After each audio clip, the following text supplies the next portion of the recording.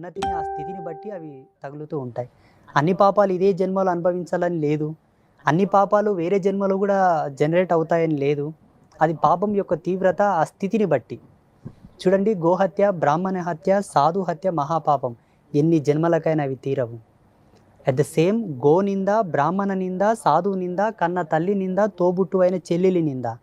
ఈ 5 మందిని నిందించడం, తూలనాడడం, వ్యంగ్యంగా మాట్లాడడం, దురుసుగా ప్రవర్తించడం, వాళ్ళను కొట్టినా, తిట్టినా, ఏ వంకగా వాళ్ళతో అసభ్యకరంగా ప్రవర్తించినా అది ఈ జన్మలోనే తగులుతుంది. ఇవి ప్రమాణాలు. దైవనింద చేసిన, శివభక్తులను, విష్ణు భక్తులను అవమానించినా కూడా వాళ్ళ పాటికి వాళ్ళు భక్తులు అయింటారండి. మీకేం పని వాళ్ళని నిందించడం, వాళ్ళని హేయంగా మాట్లాడడం, నింద చేయడం. అవి ఈ జన్మలోనే అనుభవించాలి. మరికొన్ని పాపాలు ఎలా ఉంటాయంటే, ఈ జన్మకు ఈ స్థితికి ఆవరణం కాక ఉత్తర జన్మకు అవి బాగా నిలబడి ఉంటాయి. నోరు తెరుచుకొని నిలబడి